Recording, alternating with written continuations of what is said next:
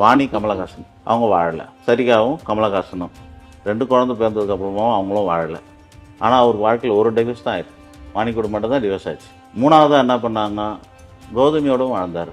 அவருக்கு வாழ்க்கை 70 வயசு ஆனாலும் இப்போ அவருக்கு வாழ்நாள் ஃபுல்லாக துணை இருந்துகிட்டே இருந்தது. சட்டப்படி மனைவி ஆனாங்கன்னா அவங்களால வாழ முடியாதுன்னு அர்த்தம். இதை என்ன பண்ணுறது, விதியை மதியால் வெல்றதுங்கிற மாதிரி கல்யாணம் ஆகாமலே குடும்பம் நடத்திக்கிறது. ஜாதகம் 12 கட்டம் இருக்குது. 7வது கட்டம் மனைவி ஸ்தானம்னு பேர். 11வது கட்டம் இருதார அமைப்பு அல்லது மறுதாரம் அல்லது பலதாரம். இது எல்லாத்தையும் 11ஆம் இடத்தை சொல்லுவோம். இந்த 7ஆம் இடம் 12ல் போய் மறைஞ்சிருக்கு. 11ஆம் இடம் 2ல் உட்காந்துருக்குன்னா என்ன அர்த்தம்னா 7ஆம் இடம் காணாமல் போயிடும், இருக்காது, விரையும் இடம் அந்த கல்யாணம்னு அர்த்தம். 11ஆம் இடம் 2ல் உட்காந்துருக்குன்னா 2வதாக ஆகிறவங்க தான் யாரோ ஒருத்தர் குடும்பத்தில் உட்காந்துருப்பாங்க, குடும்பம் நடத்துவாங்கன்னு அர்த்தம். தத்துவார்த்த பரிகாரங்கள் சொல்லக்கூடியதும் இருக்குது. தத்துவார்த்த பரிகாரங்களால் பண்ணலாம். தாந்திரிக் பரிகாரமும் இருக்குது. இப்போ தத்துவார்த்த பரிகாரத்தை எப்படியோ தப்பு தப்பெல்லாம் யூஸ் பண்ணுறாங்க. நம்ம எக்ஸாம் எழுத போனோம், பாஸ் ஆகணுன்னாக்கா நீங்கள் பாஸ்ன்னு இருக்கா, அதை சாப்பிட்டுட்டு போனீங்கன்னா எக்ஸாம் எழுதினா பாஸ் ஆகிடும். இதெல்லாம் லாஜிக் இல்லை. இது குருவும் கேதுவும் சேர்ந்தாக்கா அதுவும் ஒரு வகையில் குரு சண்டால தோஷம். ஆனால் அந்த தோஷம் நிவர்த்தி ஆனால் 2 யோகம் வரும். அது பேர் என்னன்னா கேல யோகம், ஞான யோகம்னு 2 யோகம் கிடைக்கும். உறுதியாக இந்த ஜோசியருங்க உறுதிப்பட சொல்லக்கூடாது.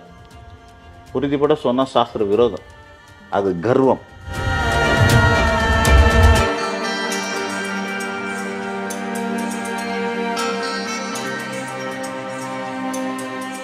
திருமண இதுல சிலருடைய ஜாதகத்துல என்ன சொல்றாங்க, இவங்களுக்கு 2வதா பண்றதுதான் நிலைக்கும், 1வது நிலைக்காது, இந்த மாதிரி எல்லாம் சொல்லிட்டு இதை ஃபாலோ பண்றவங்களும் இருக்காங்களே சார். கண்மூடித்தனமா முன்னாடி எது வேணாலும் இருக்கட்டும், அதுக்கப்புறம் 2வது இது நம்மளுக்கு பிடிச்ச மாதிரி பண்ணிக்கலான்ற மாதிரி எல்லாம் சில ஐடியாலஜி பர்சன்லாம் சுத்துற மாதிரி எல்லாம் கேள்விப்படுறோம்.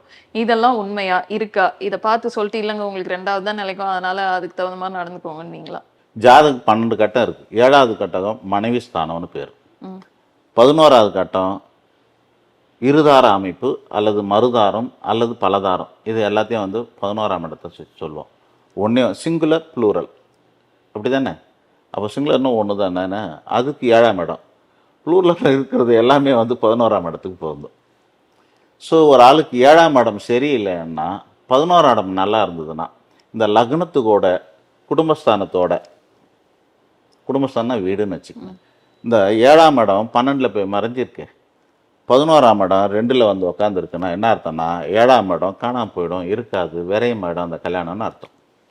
11ஆம் இடம் 2ல் உட்காந்துருக்குன்னா 2வதாக ஆகிறவங்க தான் யாரோ ஒருத்தர் குடும்பத்தில் உட்காந்துருப்பாங்க, குடும்பம் நடத்துவாங்கன்னு அர்த்தம். ஸோ அவங்கெல்லாம் என்ன சார் பரிகாரம் பண்ணுறது? அந்த மாதிரி இருக்கவங்கலாம் 7ஆம் இடம் கெட்டு போயிருந்துன்னா திருமண வாழ்க்கை கெட்டு போயிருக்குன்னு அர்த்தம். சில பேருக்கு இல்லை, பல பேருக்கு முதல் திருமணம் கெட்டு போயிருக்கும், விவாகரத்து வாங்கியிருப்பாங்க. 2வது திருமணம் நிம்மதியாக நல்லபடியாக வாழ்ந்துட்டுருப்பாங்க. எம்ஜிஆருக்கு அப்படி தான்.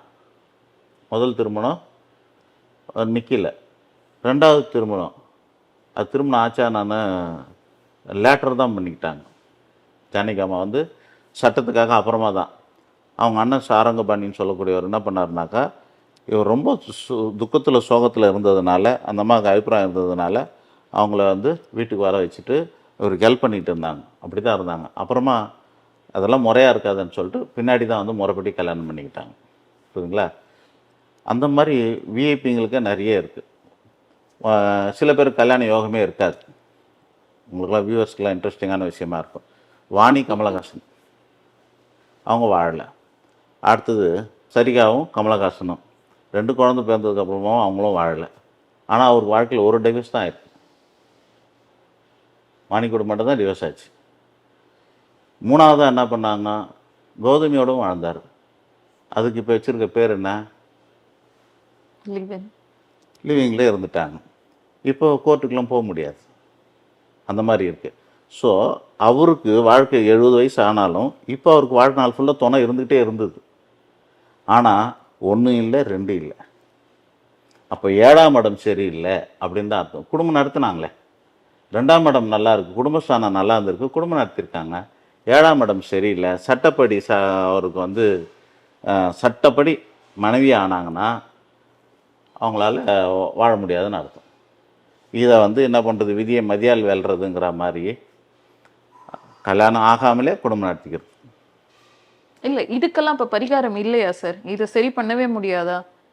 அவருக்கு நம்பிக்கை இல்லாதனால அதெல்லாம் செய்யல. இப்ப அவருடைய ஒரு ஜாதகம் தான் இப்படி இருக்கும்னு கிடையாது இல்லையா? நிறைய பேரோடது இந்த மாதிரி இருக்கும். இவங்க பிரபலம்ன்றதுனால அவங்கள பத்தி பேசுறோம். அதான் உதாரணமா சொல்ல முடியும்.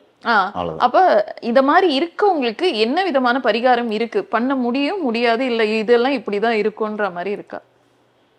அதான் இப்ப நம்ம சொன்ன 4 விதமான பரிகாரங்கள் இருக்கு. இது இல்லாம தத்துவார்த்த பரிகாரங்கள் சொல்லக்கூடியதும் இருக்கு.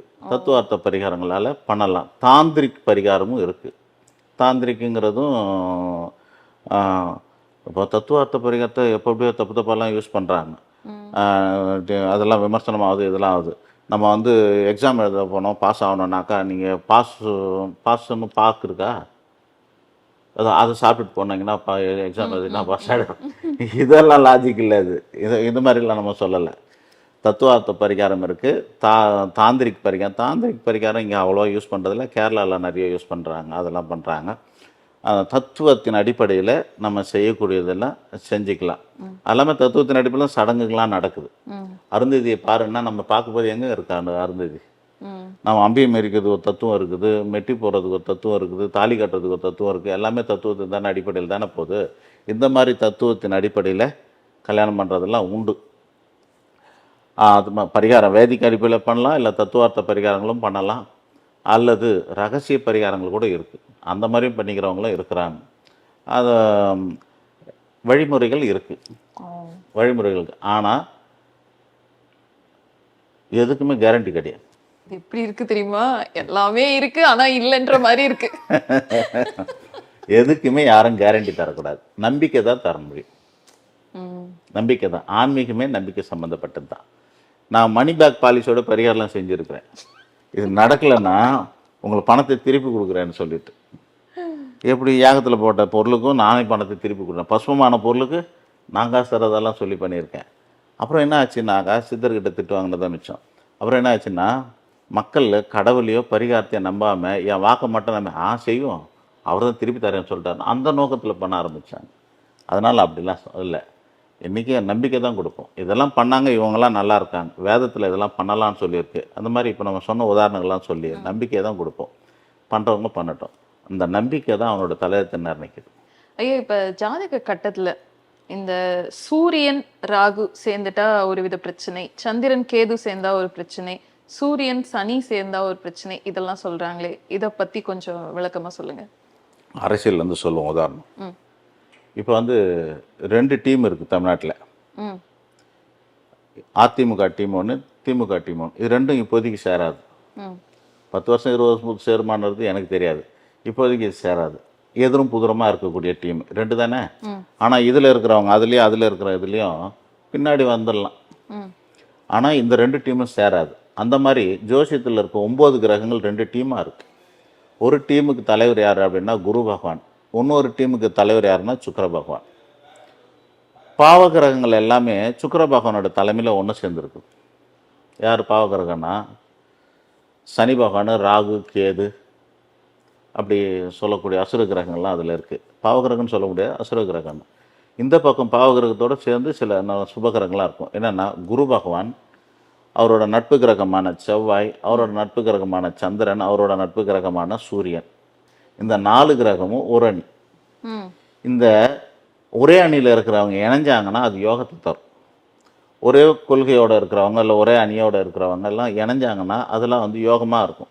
உதாரணத்துக்கு குருவும் சந்திரனும் நட்பு, அப்போ 2 பேரும் சேர்ந்தா அது பேர் குரு சந்திர யோகம். செவ்வாயும் சந்திரனும் நட்பு, 2 பேரும் சேர்ந்தாக்கா அதுக்கு பேர் சந்திரமங்கல யோகம். குருவும் செவ்வாயும் சேர்ந்தா குருமங்கல யோகம். இப்படி கிரகங்கள்லாம் சேரும்போது அதுக்கான நட்புகளாக இருக்குது. எதிரணியில் இருக்கிறவங்களுக்கு அதெல்லாம் வந்து அசுர கிரகங்கள், அதுக்கெல்லாம் சேர்ந்தால் கூட நன்மையெல்லாம் செய்யாது, அதுக்கு யோகங்கள்லாம் அது கிடையாது. இப்போ அதுலேருந்து ஒன்று இதுலேருந்து ஒன்றும் சேர்ந்தா இவனால் அவனும் அவனால் இவனும் 2 பேருக்கும் கெடும். பாலும் தண்ணியும் சேர்ந்தா எது கெடும்? பால் தான் கெடும். பால் கெடுமா? அதோடைய மதிப்பு தான் குறையும். கரெக்டா? அதனால் குருவோட அங்கேருந்து ஒரு கிரகம் அசுர கிரகம் சனி வந்து சேர்ந்தாருன்னா குரு சண்டால தோஷமாயிடும். இங்கே அங்கேருந்து கேது வந்து சேர்ந்தாருன்னா குருவும் கேதுவும் சேர்ந்தாக்கா அதுவும் ஒரு வகையில் குரு சண்டால தோஷம். ஆனால் அந்த தோஷம் நிவர்த்தி ஆனால் 2 யோகம் வரும். அது பேர் என்னன்னா கேல யோகம், ஞான யோகம்னு 2 யோகம் கிடைக்கும். ராகு வந்து சேர்ந்தாலும் குரு சண்டாலும் தோஷம்தான். பாவகிரகங்களை வந்து சேர்ந்ததுன்னா தோஷமாயிடுது. அது மாதிரி இந்த கிரகம் அந்த கிரகம் எதிரும் புதிருமானவங்க சேர்ந்தா அந்த இடம் யுத்தத்துக்கு சமமாக இருக்கும், பிரச்சனைகளை தரும். அதனால் இது வந்து எதிர் புதிருமானவங்க சேரக்கூடாது, பார்த்துக்கக்கூடாது. இன்னைக்கு தேதிக்கு கூட இந்த பக்கம் குரு பகவான் இந்த சனி பகவான் இருக்காருனாக்கா அதுக்கு நேர் ஆப்போசிட்டில் சூரியன் இருப்பார். புரட்டாசி மாதத்தில் கன்னியில் சூரியன், மீனத்தில் சனி, 2 பேரும் நேருக்கு நேராக பார்த்துப்பாங்க. இது ரெண்டும் பார்க்கறது அவ்வளோ நல்லது கிடையாது. அதனால் குழப்பங்களும் பாதிப்புகளும் எல்லாருக்கும் ஏற்படுறதுக்கான காரணங்கள் அதிகமாக இருக்கும்.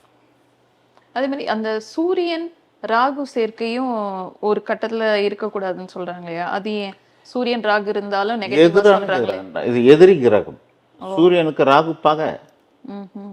அது சேரக்கூடாது. சூரியனுக்கு கேது பகை, சேரக்கூடாது. சந்திரன் கேதுவும் அதே மாதிரிதான். ஆமாம், சந்திரனும் கேதும் அதே மாதிரி தான். வேற ஒரே ஒரு நன்மைகள் உண்டாகும். சந்திரனுக்கு கேது சேர்றதுனால என்ன ஆகும்னா, சந்திரனுங்கிறவன் மதி, கேதுங்கிறவன் ஞானி. இந்த 2 கிரகம், இப்போ உதாரணத்துக்கு இந்த பாவகிரகம்னு சொல்லிட்டேன்ல, சந்திரனை மட்டுமே வச்சு சொல்கிறேன். இந்த சந்திரனோட பாவகிரகங்கள் எது சேர்ந்தாலும் ம். அதுக்கேற்ற மாதிரி உங்கள் மதியில் வந்து பாதிப்பு ஏற்படும். ஓ. தனியாக இருந்தால் தான் நல்லது. சந்திரனோட தனியாகவோ இல்லை சுபகிரகம் இந்த மாதிரியான இந்த அணியில் தான் இருக்கணும். மொழி எதிரணியோட சேர்றது பாதிப்பை ஏற்படுத்தும். கேது பகவான் சேர்ந்தாருன்னா மனநல பாதிப்போ இல்லை ஆன்மீக கிறுக்கோ ஏற்படும். மூட நம்பிக்கை கூட ஏற்படலாம். ராசிக்கோ லக்னத்துக்கு 1, 5, 9 கேது பகவான் இருந்தால் அது வந்து சித்தர்கள், மகான்கள், ஞானிகள் இவங்களை வணங்குற மாதிரி ஞான யோகம்னு சொல்லக்கூடிய பாதையில் 4வது பாதை சரியகிரிய யோகம் ஞானம்னு சொல்லுவாங்க. இந்த சரியகிரியை தாண்டி யோகத்தை தாண்டி 4வது பாதையான ஞானப்பாதை, ஞானிகளை வணங்கக்கூடிய தன்மை ஏற்படும். அவங்க ஞானியாக கூட ஆவாங்க, ஆன்மீகவாதி ஆகலாம். சந்திரனும் கேதுவும் சேர்ந்தா அது மட்டும்தான் இருக்கும். அதை தவிர மற்றபடி மனநிலையில் ஒரு இப்போ நிறைய பேர் ஆன்மீகவாதிகள் பண்ணுறதுல மூட நம்பிக்கையெல்லாம் இருக்கிறதுலாம் காரணம் இந்த அமைப்பை கூட இருக்கும். 1, 5, 9 5 இருக்கலாம், 9 இருக்கலாம் ராசிக்கு. ஆனால் ராசியோடு சேரும்போது அதனால கொஞ்சம் பாதிப்பு ஏற்படுறதுக்கான வாய்ப்புகள் உண்டு. ஏதோ ஒரு வகையான மூட நம்பிக்கையிலோ ஏதோ ஒரு வகையான ஆன்மீக கிறுக்காவோ இருப்பாங்க. ஓகே. அந்த மாதிரி எந்த கிரகம் சேர்ந்தாலும் அந்த மாதிரி. ம், ம், ம். சனியும் சந்திரனும் சேர்ந்துருக்கா, ஏதோ ஒரு கொள்கை பிடிப்பில் ஒரு அது ஒரு சைக்காலஜிக்கலான பாதிப்பை ஏற்படுத்திடும். அது நல்ல விதமாகவும் இருக்கும், அந்த இருக்கிற இடத்த பொறுத்து கெட்ட விதமாகவும் இருக்கும். அது சேரக்கூடாது. 1க்கு 2 பாவகிரகங்கள் சந்திரனோடு சேர்ந்துருக்குன்னு வச்சுங்க. சந்திரனுடன் 1க்கு 2 ஈவன் இதே குரூப்பில் இருக்கக்கூடிய சந்திரனோட சூரியன் சேர்ந்தாலும் அது அமாவாசை யோகம். ஓ. அது யோகமாகவும் இருக்கும். அவங்க போலீஸாகவும் ஆகலாம், திருடனாகவும் ஆகலாம். இதே சந்திரனோட செவ்வாய் சேர்ந்தால் அது சந்திரமங்கல யோகமாகவும் இருக்கும், மனசஞ்சல தோஷமாகவும் இருக்கும். இந்த குரூப்புக்கே இருக்குது. யோகம் தரக்கூடிய குரூப்போடு சேரும்போதே இந்த இருக்குது. அப்போ எதிர் குரூப்போடு சேர்ந்தால் என்ன இருக்கும் அப்படின்னா பாதிப்பு தான் ஏற்படும். அப்படின்னா அந்த ராகு கேது மற்றும் சனியோட சந்திரன் சேர்ந்தாலோ பார்த்தாலோ பாதிப்பு ஏற்படும். இப்ப குழந்தைகளுக்கு வந்துட்டு எந்த வயசுல இருந்து ஜாதகம் பார்க்கலாம்? இப்ப நிறைய பேர் இருக்கும்போது ஒரு பேர் வைக்கும்போது மட்டும் அந்த ஜாதகத்தை பார்ப்பாங்க குழந்தைங்களுக்கு. அதுக்கப்புறம் கொஞ்சம் வருடங்களுக்கு பார்க்க கூடாது, எடுத்து வச்சிருங்கலாம் சொல்றாங்க. எந்த வயசுல இருந்து வருமுன் காப்பது புத்திசாலித்தனமா, வந்ததுக்கு அப்புறம் தீர்த்துக்கிறது புத்திசாலித்தனமா? எப்பவுமே வருமுன் காப்பது புத்திசாலி. அப்போ ஏதாவது ஒரு நல்லது கெட்டது வர்றதுக்கு முன்னாடியே பாதுகாத்துக்கணும். அதனால என்ன சொல்லுவாங்கன்னா 10-12 மாசத்துக்குள்ள ஒரு குழந்தைக்கு அசம்பாவிதம் நடக்கும்னாக்கா அது பேர் சிசு கண்டம்னு பேர். ம், ம். அது வந்து சிசு அரிஷ்டம்னு சொல்லுவாங்க. அதை அரிஷ்டம் அப்படின்னாக்கா கண்டம்னு வச்சுக்கோங்களேன். அந்த மாதிரி 12 மாதத்துக்குள்ளே வரக்கூடிய பாதிப்புகளை தெரிஞ்சுக்கணும்னாக்கா, அதுக்கு பரிகாரம் பண்ணிக்கணும்னாக்கா, ஜாக்கிரதையாக இருந்துக்கணும்னாக்கா நீங்கள் முன்னாடியே எழுதணும். 12 வயசு வரைக்கும் இருந்தால் அது பாலாரிஷ்டம். ம். குழந்தைங்களுக்கு 12 வயசுக்குள்ளே பாதிப்பு ஏற்படும்னா அது பாலாரிஷ்டம்னு பேர். அதனால் அதுக்காக முன்கூட்டியே தெரிஞ்சு வச்சுக்கணும். ஏதாவது அந்த மாதிரியான தோஷங்கள் ஏதாவது இருந்தால் அதை சரி பண்ணிக்கிறதுக்கு சௌகரியமாக இருக்கும் அப்படிங்கிறத முன்கூட்டியே தெரிஞ்சு அதுவும் எழுதி வச்சுக்கணும். யவன அரிஷ்டம் 12 வயசுக்கு மேலே ஒரு 21 வயசுக்குள்ளே இருக்கிறவங்களுக்கு அது அவங்களுக்கு ஏதாவது வருமானா பாதிப்பு வருமானாக்கா அதை தீர்த்துக்கிறதுக்கும் நீங்கள் ஆக மொத்தத்தில் எல்லா ஏஜ்லேயும் பிரச்சனைகள் வர்றதுக்கு வாய்ப்பு இருக்கிறதுனால எந்த ஏஜ்லேயுமே வராமல் இருக்கணும்னா முன்கூட்டியே நீங்கள் ஜாதகத்தை கணிச்சு வச்சுக்கணும். எப்போ கணிச்சிக்கணும்னா, இந்த குழந்தை பிறந்து தீட்டு எடுக்கிறாங்க பாருங்க, பேர் வைக்கிற நாளுன்னு சொல்கிற மாதிரி 10வது நாளுன்னு சொல்லணும். அந்த நாள்லேயே ஜாதகத்தை கணிச்சு அன்றைக்கே பலன்லாம் வச்சுக்கணும். ஜாதகத்தை கணிக்காமல் பேரே வைக்க முடியாது. ஜாதகத்தை கணிச்சாதான் அதோட நட்சத்திரம் தெரியும், நட்சத்திரம் தெரிஞ்சாதான் அதுக்கான எழுத்து தெரியும், அதோட எழுத்து தெரிஞ்சாதான் அதுக்கான பேர் எழுத்தாக முதல்ல தொடங்கினா தான் சிறப்பாக இருக்கும். முரண்பாடான எழுத்தில் பேர் வைக்கும்போது அந்த ஜாதகத்தில் யோகம் இருந்தால் கூட அது தடைப்படுறதுக்கு வாய்ப்பு உண்டு. அப்போ முன்கூட்டியே ஜாதகத்தை பார்த்து முதல்லையே பார்த்து எழுதிக்கணும். இப்போல்லாம் குழந்தை பிரசவம் போகிறதுக்கு முன்னாடியே ஜாதகம் எழுதி வச்சுக்கிறாங்க, அது வேறு விஷயம். நாங்கள் கொடுக்குற தேதியில் தான் டெலிவரி எடுக்கிறாங்க, அது இருக்குது. ஆனாலும் எவ்வளோ முடியுமோ சீக்கிரமாக பார்த்து வச்சுக்கிறது நல்லது. ஏன் அப்படி பார்க்குறது இல்லை அப்படின்னா, அதுக்கு ஒரு சைக்காலஜிக்கல் காரணம் என்னன்னா, ஏதாவது நெகட்டிவாக சொல்லிட போகிறாங்களோன்னு தான் யாரும் பார்த்துக்கிறது இல்லை. ஆனால் அறியாமல் பாமரர்கள்னு சொல்லக்கூடியவங்க, படிப்பறிவோ அனுபறிவோ இல்லை ஆன்மீக அறிவோ போதுமான அளவுக்கு இல்லாதவங்கள பாமரர்கள்னு சொல்லுவோம். அவங்க என்ன பண்ணுவாங்க அப்படின்னா, ஒரு குழந்தை பிறந்து ஹாஸ்பிட்டல்லேருந்து டெலிவரி ஆகி டிஸ்சார்ஜ் ஆகி வீட்டுக்கே வந்திருக்க மாட்டாங்க. ஜாதகத்தை எடுத்துனா குடும்பத்துக்கு எப்படி இருக்கணும்னு கேட்பாங்க. இந்த ஜாதகத்தை வச்சு குடும்பத்துக்கு எல்லாம் பலன் பார்ப்பாங்க. தாய் மாமனுக்கு நல்லா இருக்கும், அம்மாவுக்கு நல்லா எல்லாமே இதில் இருக்கும். தாய் மாமனுக்கு எப்படி இருக்குன்றது இருக்கும், அம்மாவுக்கு இருக்குமா, அம்மானுக்கு இருக்குமா, தாத்தா பாட்டிக்கு எப்படி இருக்கும், கூட பிறந்தவங்களுக்கு எப்படி இருக்கும், எல்லா விஷயம் அதில் இருக்கும். ஆனால் எதுவும் அந்த குழந்தையினால கிடையாது. தீதனன்று பிறர் தர வாரா அப்படிங்கிற ஞானம் அவங்களுக்கு இருக்காது பாமரர்கள்னால. ஆனால் அவங்க நினச்சிப்பாங்க. இப்போ கண்ணாடி போய் பார்க்குறோம், அது எப்படி இருக்குது அப்படின்னாக்கா, கண்ணாடியில் போய் குறை சொல்கிறதோ இல்லை கண்ணாடி போய் கரெக்ஷன் பண்ணுறதோ முடியாது. அந்த மாதிரி ஆனால் அவங்களுக்கு தெரியாமல் என்ன பண்ணுவாங்கன்னா, ஒரு குழந்தை பிறகுதோ அப்பாவுக்கு வீடு வாங்கினாரு அப்படின்னா, இந்த குழந்தை பிறந்த நேரம் வீடு வாங்கிட்டேன்னு சொல்லுவாங்க. இப்போ நான் வரேன், கரண்ட் போயிடுச்சு, நீங்கள் வந்த நேரம் கரண்ட் போயிடுச்சுன்னா நான் சந்தோஷப்படுவேண்ணா? கரண்ட்டுக்கு எனக்கு சம்மந்தம் கிடையாது. அது மாதிரி ஒரு நல்லது கெட்டது நடக்குதுன்னா அந்த குழந்தை அதுக்கு சம்மந்தமே கிடையாது. ஆனால் நம்மளாவே அந்த குழந்தைக்கு அதிர்ஷ்ட குழந்தைனோ அதிர்ஷ்டம் இல்லாத குழந்தைனோ நம்மளாம் முத்திரை குத்துறோம். அப்பாவுக்கு வேலை போயிடுச்சுன்னா, இந்த குழந்தை பிறந்த நேரத்தில் அப்பாவுக்கு வேலை போயிடுச்சுன்னா வீட்டில் இருக்கிறவங்க அக்கம் பக்கத்தில் இருக்க பெருசுங்கெல்லாம் பேசிடுவாங்க. அப்படி பேசும்போது அந்த குழந்தைக்கு எப்படி இந்த குழந்தை மேலே, அந்த அப்பாவுக்கு எப்படி இந்த குழந்தை மேலே அன்பு வளரும்? அதனால் அன்பை வளர்த்ததுக்கப்புறம் ஜாதகம் எழுதிக்கலாம். ஐயோ, இப்போ நீங்கள் சொன்னது இதுலேருந்து இப்போ குழந்தைங்களுக்கு ஜாதகம் எழுதுறது இதெல்லாம் இந்த கண்டங்கள் பற்றிலாம் முன்னாடியே தெரிஞ்சுக்கலாம்லாம் சொல்கிறீங்க. அந்த மாதிரி இருக்கும்போது யாரோ ஒருவருக்கு அவங்க ஆயுள்ள கண்டம் இருக்குது, சின்ன வயசுலேயே அவங்களுக்கு மிகப்பெரிய கண்டம்லாம் இருக்குன்னா அதெல்லாம் தவிர்க்க முடியுமா? முதல்ல நம்ம ரிட்டர்ன் டு பெவிலியன் ஆகிடுச்சு.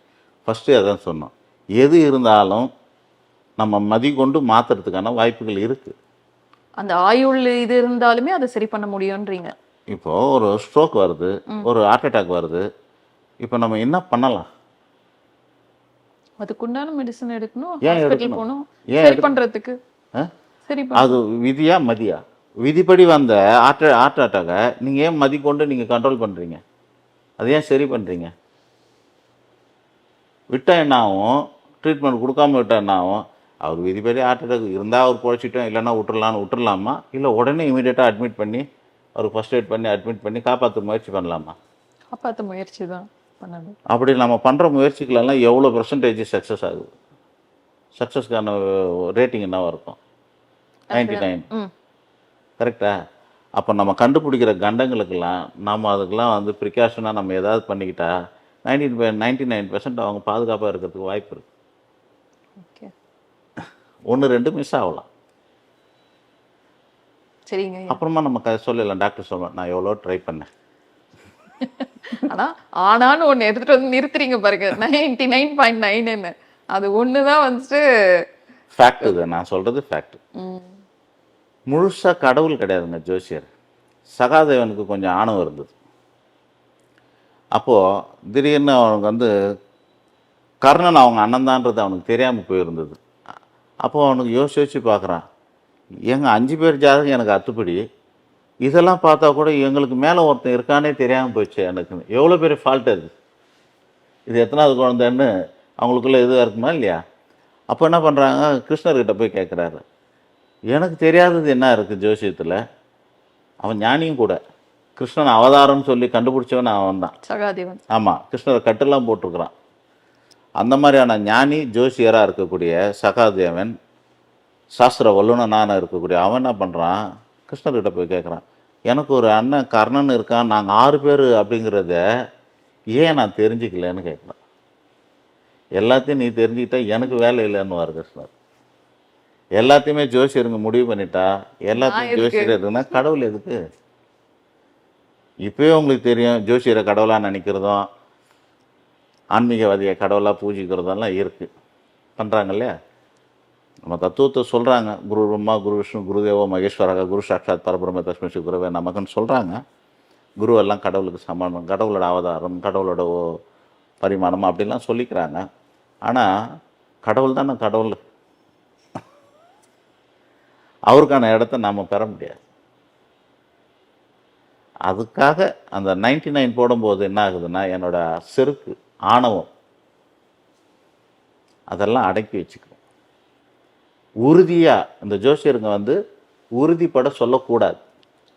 உறுதிப்பட சொன்னால் சாஸ்திர விரோதம், அது கர்வம், அது கண்மா ஆணவம் மாயை அப்படின்னு சொல்லக்கூடியதில்ல, ஆணவத்தை குறிக்கக்கூடிய சொல். உறுதிப்படாதுல இவர் தான் ஆட்சிக்கு வருவார், இதுதான் நடக்கும் அப்படின்னு சொல்லக்கூடாது. இவர் வரலாம், இது நடக்கலாம், லாம் போட்டு சொல்லணும். மேபின்னு சொல்கிறது தான் அடக்கம். அடக்கமாக சொல்கிறத வந்து நான் எஸ்கேஸ் பேசுமா நீங்கள் வந்து எடுத்துக்கக்கூடாது. அடக்கம் அப்படிங்கிற அளவுக்கு நம்ம வந்து இவர் அடக்கமாக சொல்கிறாரு அப்படின்னு தெரிஞ்சுக்கிற மொழியை தீர்க்கமாக சொல்லக்கூடாது. சொன்னாலுமே அங்கே கர்வம் சேர்ந்தது, ஆணவம் சேர்ந்தது. கடவுளை விட நம்ம பெரியாளுங்கிற எண்ணம் நமக்கும் வந்து அவனையும் நம்ப வச்சிடும். அப்படி சொல்லக்கூடாதுங்கிறதுனால தான் இந்த 99 நிற்கிறோம். சரிங்க, இவ்வளோ நேரம் கேட்ட கேள்விகள் அனைத்திற்கும் ரொம்ப விளக்கமாக பதில் சொன்னீங்க. ரொம்ப நன்றி. நன்றி.